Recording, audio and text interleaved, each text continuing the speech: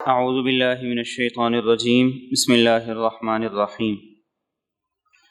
سورۃ عادیات مکی صورت ہے، 11 آیات پر مشتمل ہے۔ جیسے میں نے پہلے بھی ذکر کیا کہ قرآن کریم کی آخری سپارے کی جو خاص طور پر آخری صورتیں ہیں بہت مختصر ہیں، لیکن اپنے مضمون کے اعتبار سے، اپنی تاثیر کے اعتبار سے اور جو ان میں نصیحت کا موضوع ہے اس اعتبار سے نہایت ہی جامع صورتیں ہیں۔ چنانچہ یہ سورہ مبارکہ اپنے مفہوم مطلب کے اعتبار سے بھی نہایت تاثیر رکھتی ہے، اور اس کا آغاز ان صورتوں کی طرح ہے جو پے در پے قسم سے شروع ہوتی ہیں، یعنی جن کے آغاز میں ایک نہیں کئی قسمیں کھائی گئی، جیسے سورۃ صافات ہے، والصافات صفا فالزاجرات زجرا فالتالیات ذکرا۔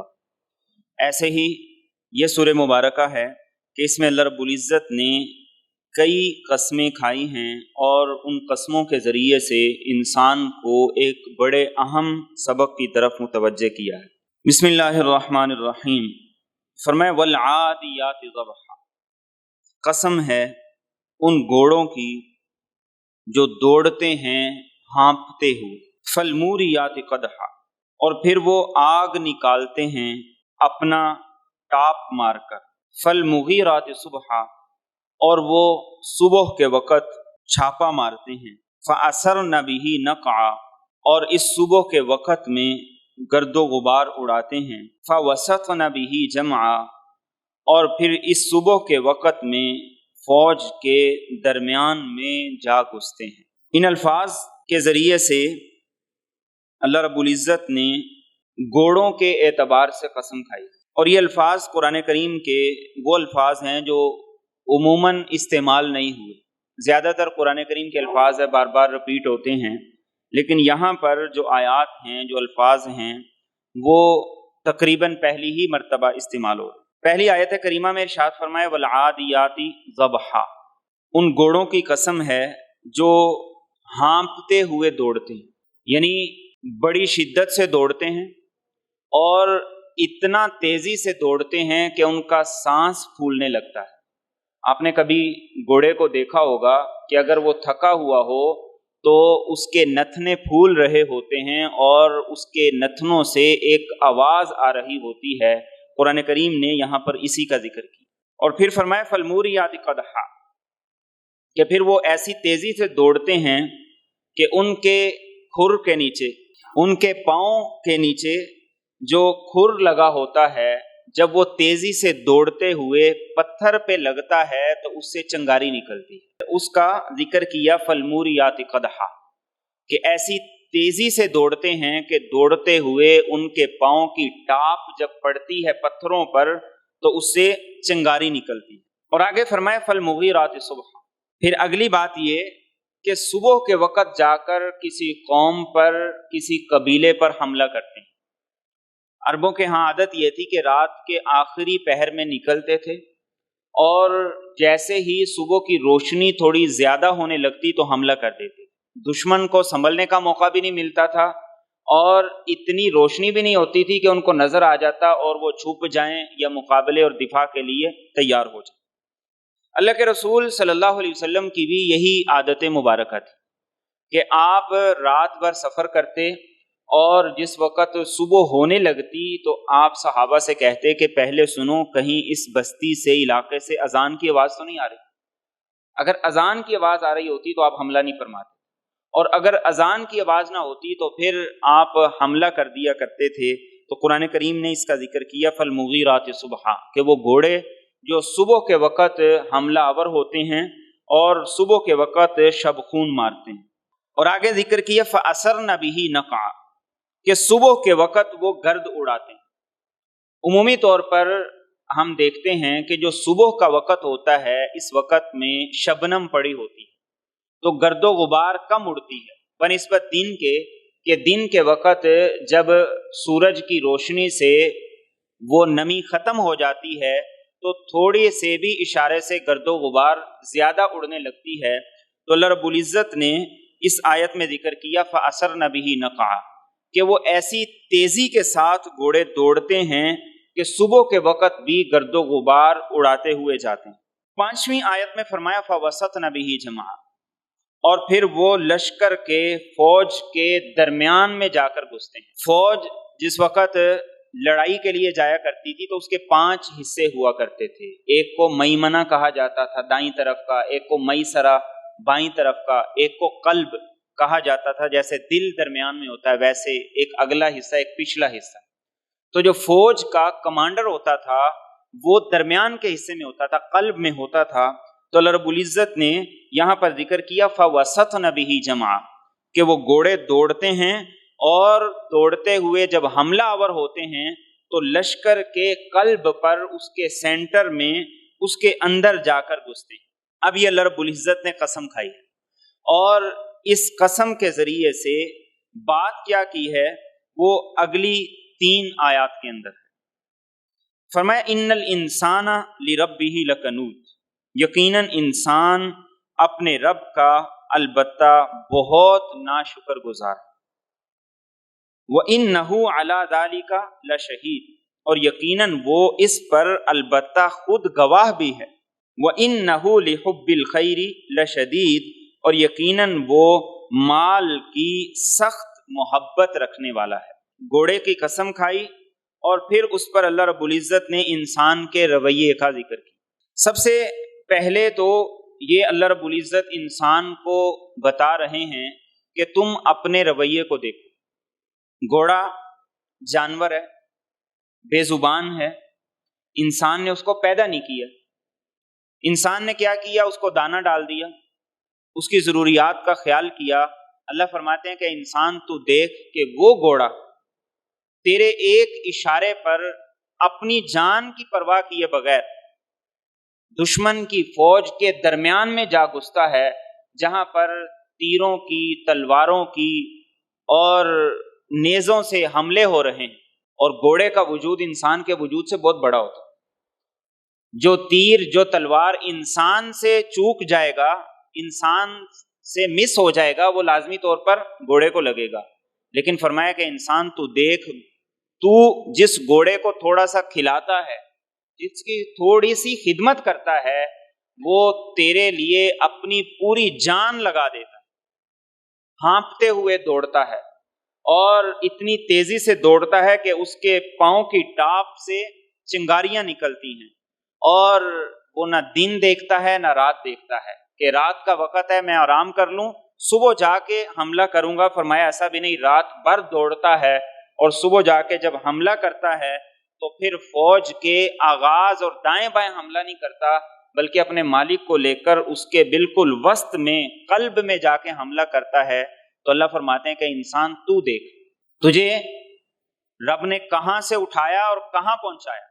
آپ وہ قرآن کی ساری آیات جو آپ کے سامنے سے گزر چکی ہیں، اللہ رب العزت انسان کی تخلیق کا ایک ناپاک نطفے سے لے کر اور ایک کڑیل جوان اور پھر اس کے بعد بڑھاپے تک سارے مراحل کا ایک ایک کر کے ذکر کرتے ہیں۔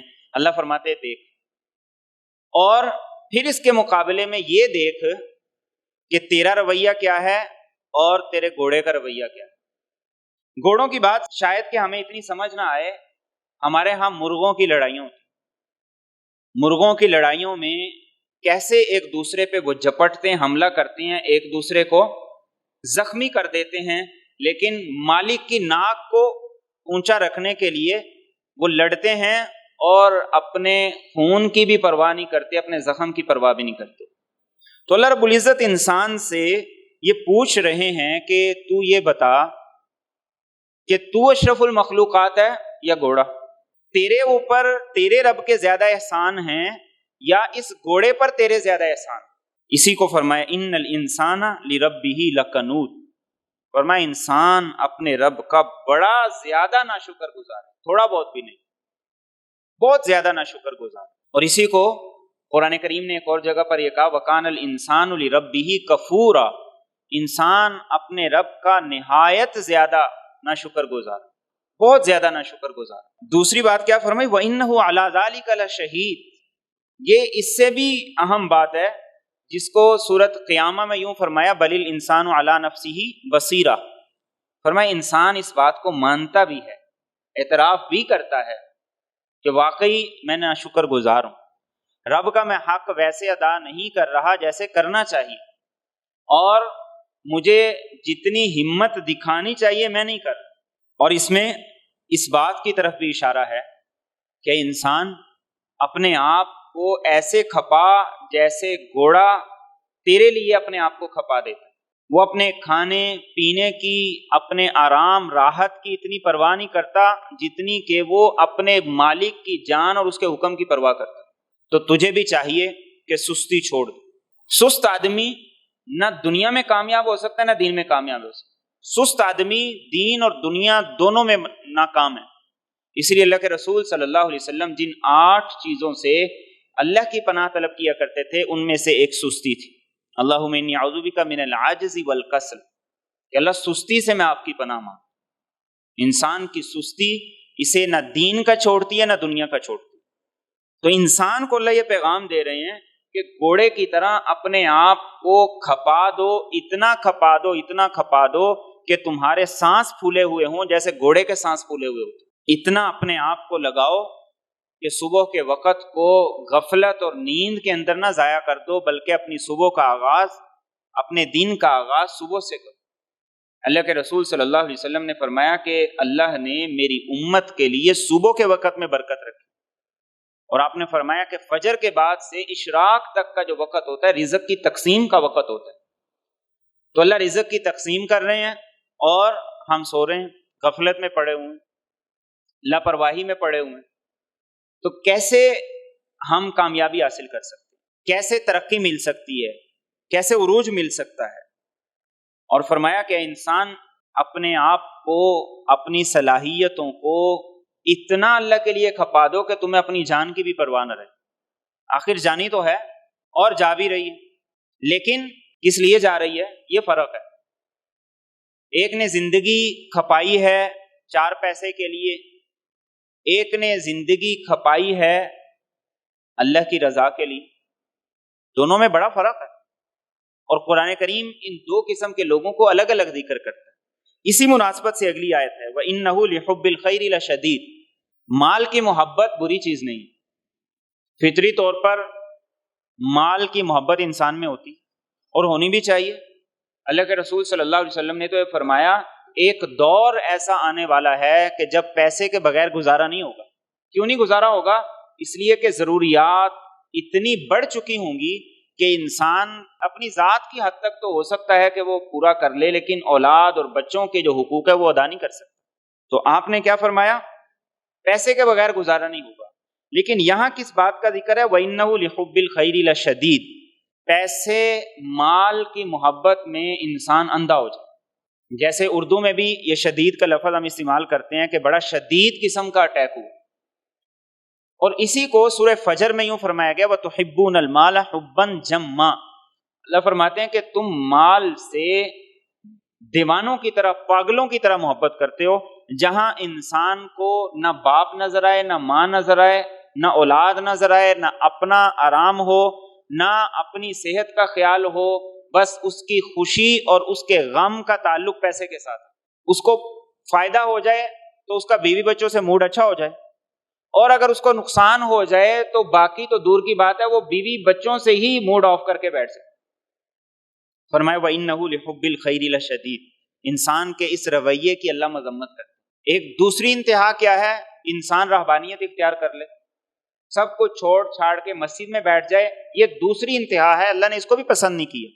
یہ دوسری انتہا ہے کہ جس کو یہاں پہ ذکر کیا گیا وَإِنَّهُ لِحُبِّ الْخَيْرِ لَشَدِيدٌ، کہ انسان پیسے کی محبت میں ایسا اندھا ہے کہ اس کی محبت میں اور تو اور اپنے آپ کو بھول گئے، اپنی خواہش، اپنی خوشی، اپنا آرام، اپنا سکون۔ فرمایا اس سب کو انسان بھول گیا، حالانکہ اسے چاہیے کیا تھا کہ جتنا اپنے آپ کو اس دنیا کے معاملے میں لگا رہا ہے، اس میں توازن لا کر اپنی صلاحیتوں کو اللہ کے لیے لگا دیتا۔ تو یہ 3 باتیں ارشاد فرمائیں۔ پہلی بات، انسان رب کا بہت زیادہ ناشکر گزار ہے۔ دوسری بات کہ وہ خود اس پر گواہ بھی۔ آج کون ایسا ہے دنیا کی 600 کروڑ یا 700 کروڑ کی آبادی ہے جس میں 400 کروڑ سے زائد وہ لوگ ہیں جو کسی نہ کسی دین کو مانتے ہیں، جن کے ہاں اللہ کا، رب کا تصور موجود ہے۔ اب کون ہے جو یہ کہتا ہے، یہ مانتا ہے کہ میں اپنے رب کا شکر ادا کر؟ انسان کی زندگی، اس کا پرائم ٹائم اس کی جوانی۔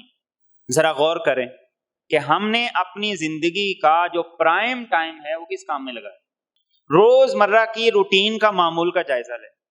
اللہ کا حق آگے پیچھے ہو جائے ہمیں کوئی پرواہ نہیں ہوتی، کوئی فرق نہیں۔ کاروبار کے معاملے میں ہم بالکل بھی کمپرومائز نہیں کرتے۔ بیماری ہے پھر بھی آرام نہیں کرتے، میڈیسن لیتے ہیں اور دکان پہ جا کے بیٹھ جاتے ہیں، آفس میں جا کے بیٹھ جاتے ہیں، جاب کے لیے چلے جاتے ہیں، اور وہ دوائی تو ہم استعمال کرتے ہی نہیں جس کا اثر چند دن کے بعد ہو یا چند دن میں ہو۔ ہماری کوشش یہ ہوتی ہے دوائی ایسی ہو جو راکٹ کی طرح کام کرے۔ کیوں؟ کاروبار کرنا ہے، آفس جانا ہے، فیکٹری جانا ہے، 2 دن بستر پہ پڑا رہوں گا تو کیسے سارے کا سارا سرکل چلے گا؟ لیکن اللہ کے معاملے میں انسان یہ توانائی، یہ چستی، یہ پھرتی نہیں دکھاتا۔ اللہ فرماتے ہیں وَإِنَّهُ عَلَىٰ ذَلِكَ لَشَهِيدٌ، بتاؤ دکھاتے ہو؟ صحابہ کرام رضی اللہ تعالیٰ عنہم اجمعین کی زندگیاں ہمارے لیے مشعل راہ۔ وہ اللہ کی ذات کو ہمیشہ ہر چیز سے مقدم رکھتے تھے، یہاں بھی اللہ یہی چاہتے ہیں۔ پھر صرف اتنا نہیں ہے، انسان اپنے جسم کی جو صلاحیتیں ہیں، نعمتیں ہیں، ان کے بارے میں جائزہ لے۔ آنکھ کا استعمال اللہ کے لیے کتنا ہے اور اللہ کی نافرمانی میں کتنا ہے؟ ہاتھ کا، اعصاب کا، جوارے کا، صلاحیتوں کا، اور ساری صلاحیتیں انسان کس پر کھپا رہا ہے؟ فرمایا وَإِنَّهُ لِحُبِّ الْخَيْرِ لَشَدِيدٌ۔ اس چیز کو توازن میں لانا یہ دین کا مطلوب ہے، دین اس کا مطالبہ کرتا ہے۔ توازن میں آؤ، دنیا بھی کرو، دین بھی کرو۔ اور دنیا میں آخری حد کیا ہے؟ آخری حد ہے کہ جہاں اللہ کے حقوق اور بندوں کے حقوق پورے ہو رہے ہیں، یہ آخری حد ہے۔ اس کے بعد اس حد کے اندر رہتے ہوئے ہم کچھ بھی بن جائیں، کتنا بھی پیسہ کما لیں، کتنا بھی مال کما لیں، وہ حلال ہے، وہ جائز ہے۔ لیکن اگر کوئی آدمی ریڑھی لگاتا ہے، مزدوری کرتا ہے، وہ اللہ اور بندوں کا حق ادا نہیں کرتا ہے، یا اللہ کے حق میں ڈنڈی مار رہا ہے یا بندوں کے حق میں ڈنڈی مار رہا ہے، تو وہ گویا کہ لمٹ کراس کر۔ یہاں تھوڑے زیادہ کی بات نہیں ہے، یہاں بات ہے توازن کی، اور وہ توازن مالدار رکھے تو کامیاب ہے، اور غریب آدمی رکھے، سفید پوش رکھے تو کامیاب ہے۔ یہ دین کا نقطہ نظر ہے، اور اس سے اللہ رب العزت انسان کو اس کے اشرف المخلوقات ہونے کی طرف متوجہ کر رہے ہیں۔ ایک جانور وہ انسان کے لیے اپنی جان کی بازی لگا، اور یہ تو ہم گھوڑوں کی بات کر رہے ہیں، آج بھی دنیا میں ایسے کتے اپنے مالک کی جان بچانے کے لیے جان کی بازی لگا دیتے، وہ اپنے مالک کے تحفظ کے لیے سب کچھ کر گزرتے ہیں۔ تو انسان کو اللہ یہ فرما رہے ہیں کہ انسان تو دیکھ، تو کہاں کھڑا ہے، تیرا کیا معیار ہے؟ اور یہ وہی بات ہے جو سورۃ والتین میں فرمائی ثم رددناہ اسفل سافلین۔ فرمایا انسان اگر اپنے مقام کو نہ پہچانے تو پھر وہ جانوروں سے بھی بدتر ہے، پھر وہ جانور سے بھی بدتر ہے۔ اولئک کالانعام بل ہم اضل۔ تو یہ آیات مجھے اور آپ کو اس بات کی دعوت دیتی ہیں کہ ہم اپنے آپ کو اللہ کے لیے، اس کی رضا کے لیے، اس کی خوشنودی کے لیے ایسے کھپائیں جیسے کھپانے کا حق۔ اور سب سے بڑی مثال، آئیڈیل میرے اور آپ کے لیے اللہ کے رسول صلی اللہ علیہ وسلم کی ذات ہے۔ جب آپ سے حضرت عائشہ نے پوچھا یا رسول اللہ صلی اللہ علیہ وسلم، آپ کے پاؤں میں رات تہجد پڑھنے کی وجہ سے، قیام کے لمبا ہونے کی وجہ سے، کھڑے رہنے کی وجہ سے ورم آ جاتا ہے، سوج جاتے ہیں، آپ تو بخشے بخشائیں، تو آپ نے کیا جواب فرمایا؟ افلا اکون عبدا شکورا، کیا میں شکر گزار نہ بنوں؟ کیا میں شکر گزار نہ بنوں؟ یعنی شکر صرف اتنا نہیں ہے کہ انسان زبان سے کہہ دے کہ اللہ تیرا شکر ہے، یہ تو شکر کا ادنا ترین درجہ ہے۔ شکر کیا ہے؟ انسان پریکٹیکلی وہ کرے جو اللہ چاہتے ہیں۔ انسان اپنی عملی زندگی سے وہ کچھ کرے جو اللہ چاہتے ہیں۔ اور یہاں پر جو آیت میں لفظ ہے لکنود، کنود کا جو لفظ ہے، اس کی تفسیر میں بعض مفسرین نے لکھا ہے کہ اس سے مراد یہ ہے کہ وہ شخص جو اللہ رب العزت کی طرف سے آنے والے حالات پر اللہ کی ساری نعمتوں کو بھول جائے۔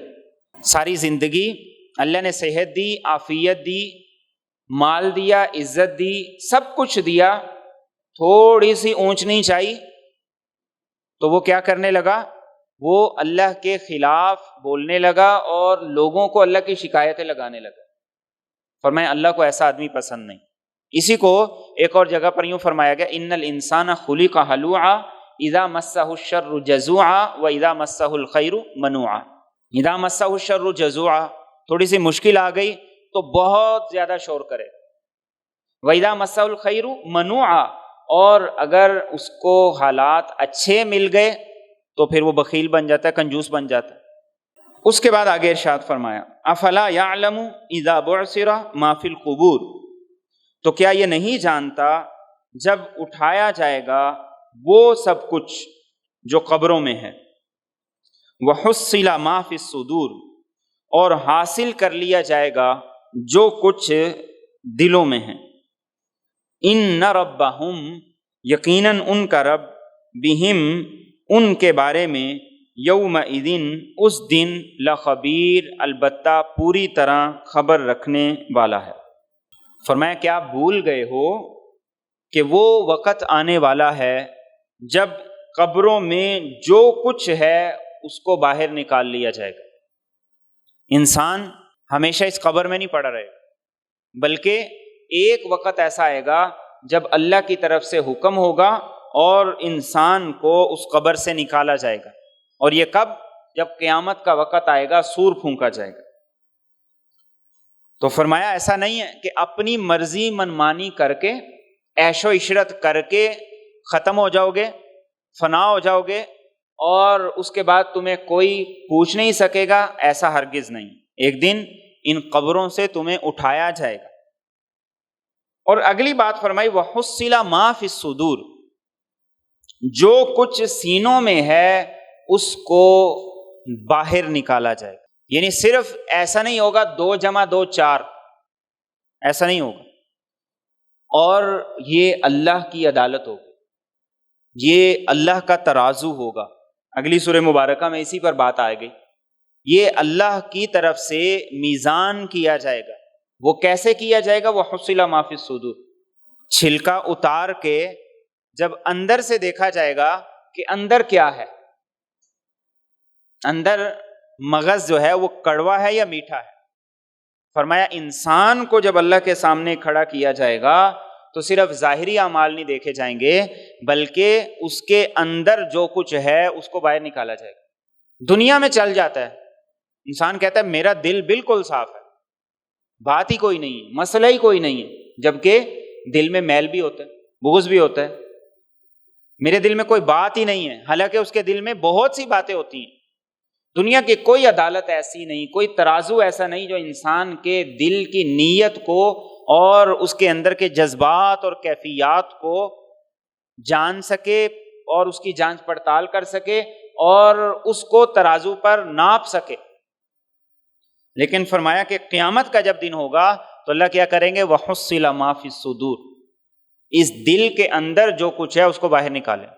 یہ بہت فکر کی بات ہے، انسان کے دل کے اندر کیا ہے، کس کی محبت ہے، کس کی نفرت ہے، اس کی پسند ناپسند کیا ہے، لوگوں میں سے، اعمال میں سے، کاموں میں سے، چیزوں میں سے، اور اس کی زندگی کی ترجیحات کیا ہیں۔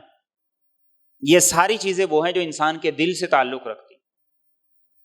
ہو سکتا ہے ایک آدمی نماز پڑھتا ہے لیکن اس کے دل میں گناہوں کی اور گناہ گار لوگوں کی محبت وہ اتنی زیادہ غالب ہے کہ اس کی نماز اس پر حاوی ہوتی نہیں۔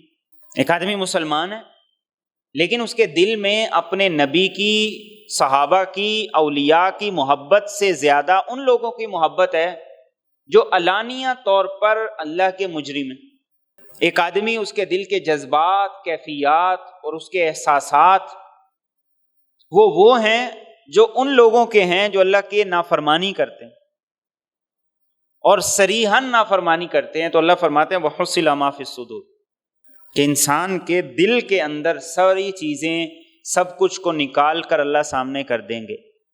اور آج دنیا میں ہر چیز کا پتہ چل جاتا ہے. آپ کی شوگر کتنی ہے، کتنی لو ہے، کتنی زیادہ ہے، آپ کے بلڈ پریشر کا پتہ چل جاتا ہے، آپ کے ہر ٹیسٹ کا پتہ چل جاتا ہے کہ اس کی وہ میکسیمم ریشو کیا ہے، منیمم کیا ہے، اب اس وقت ایکچوئل کتنی ہے، کتنی ہونی چاہیے. ساری چیزیں آج پتہ چل رہی ہیں. تو کل یہ اللہ کا ترازو لگے گا. وَحُصِّلَ مَا فِي الصُّدُورِ. تو اس اعتبار سے یہ انتہائی اہم آیت ہے کہ اعمال بہت زیادہ ہونے ضروری نہیں. اللہ کے رسول صلی اللہ علیہ وسلم نے ایک صحابی کو بڑی خوبصورت بات ارشاد فرمائی. آپ نے فرمایا تھا اخلاص سے کرو تھوڑے بھی کافی ہیں. ورنہ آپ نے ان لوگوں کا بھی احادیث میں تذکرہ کیا. آپ نے فرمایا کہ تہامہ کے پہاڑوں جتنی نیکیاں ہوں گی اور وہ سب کی سب برباد ہو جائیں گی. صحابہ نے پوچھا کیوں یا رسول اللہ صلی اللہ علیہ وسلم؟ آپ نے فرمایا اس لیے کہ تنہائی پاک نہیں ہوگی، اور قیامت کا دن، قیامت کا معاملہ، اللہ کا ترازو، اللہ کا میزان، وہ تو بہت بڑی چیز ہے. آج ہمارا موبائل بھی ہمیں ہماری ترجیحات بتا رہا ہوتا ہے. یا ہمارا موبائل یہ بھی ہمارے نامہ اعمال کی ایک صورت ہے.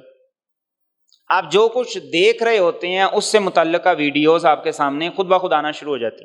آپ جیسی ایڈ، جیسی کمرشل اپنے موبائل پہ دیکھ رہے ہوتے ہیں اس سے متعلقہ جو ایڈز ہیں، کمرشل ہیں، وہ آپ کے سامنے آنا شروع ہو جاتی. جس کو آپ نے سرچ کیا ہے وہ سارے کے سارے کی ورڈ، وہ سارے کے سارے آپ کے سامنے اس سے متعلق چیزیں آنا شروع ہو جاتی. تو جب دنیا کا نظام اس کے اندر اتنی زیادہ باریکی آ گئی ہے تو آپ تصور کیجئے کہ اللہ رب العزت کا وہ ترازو وہ کتنا باریک بینی کے ساتھ تولے گا.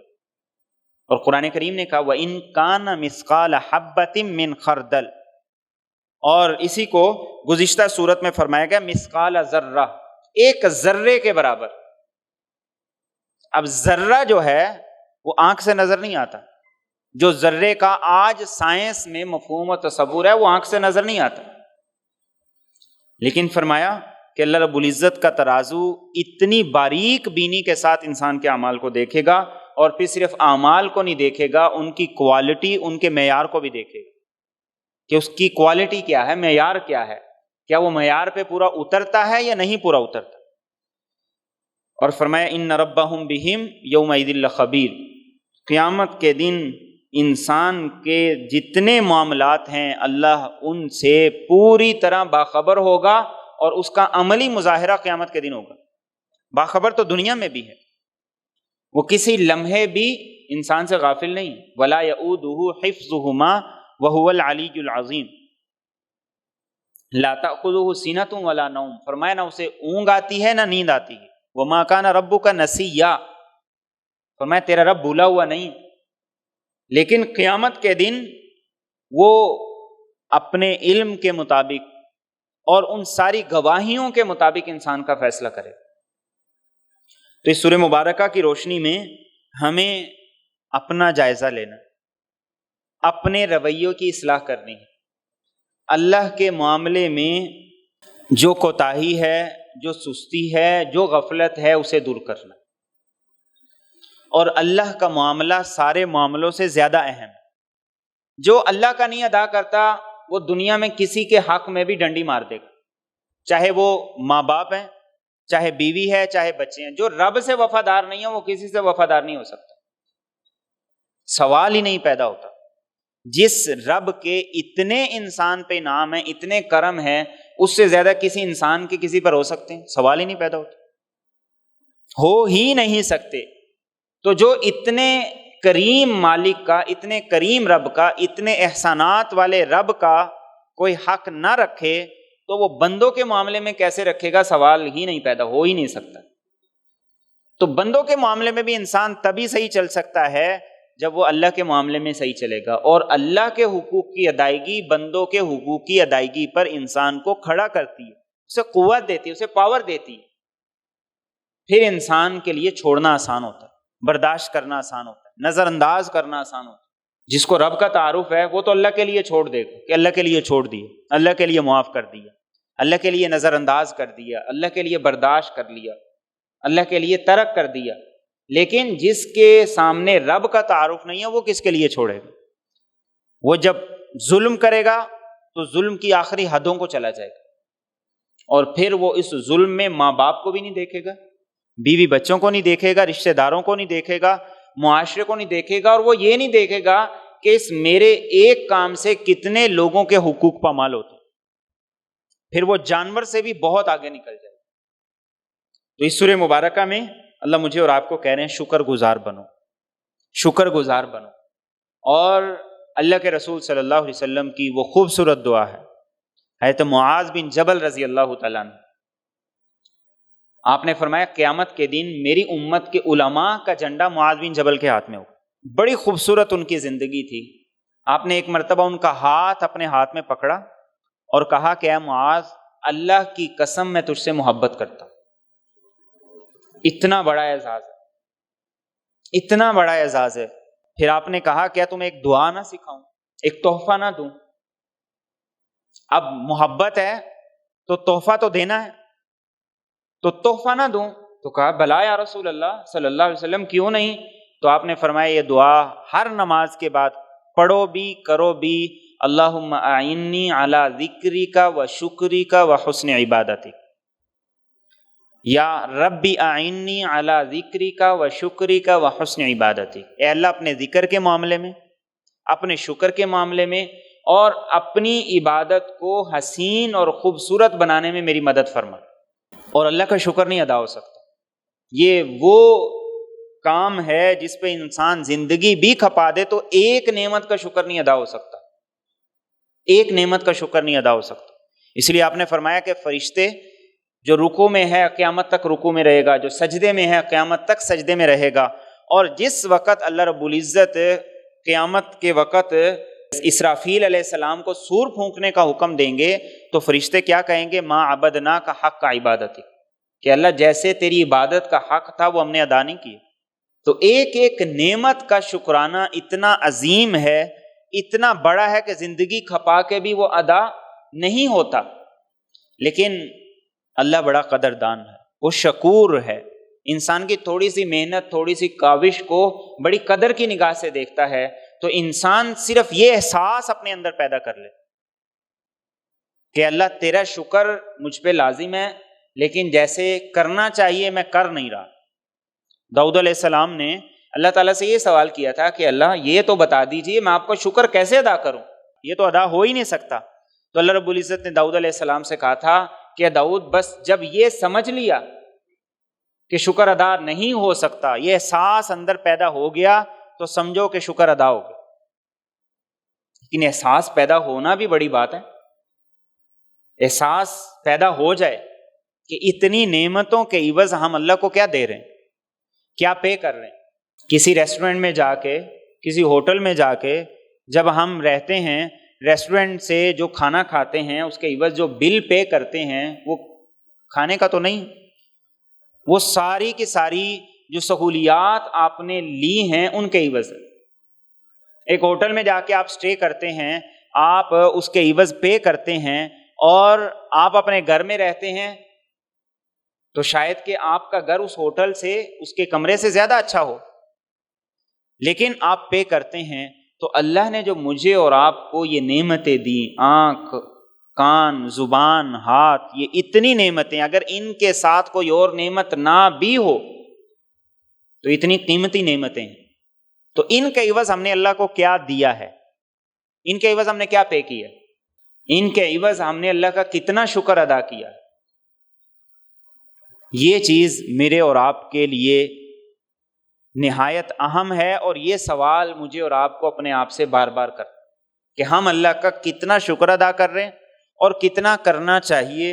اور یہ جو سورہ مبارکہ کی قسمیں ہیں ان کو سامنے رکھیں گے تو انشاءاللہ العزیز شکر کے جو جذبات ہیں ہمارے اندر بیدار ہوں گے۔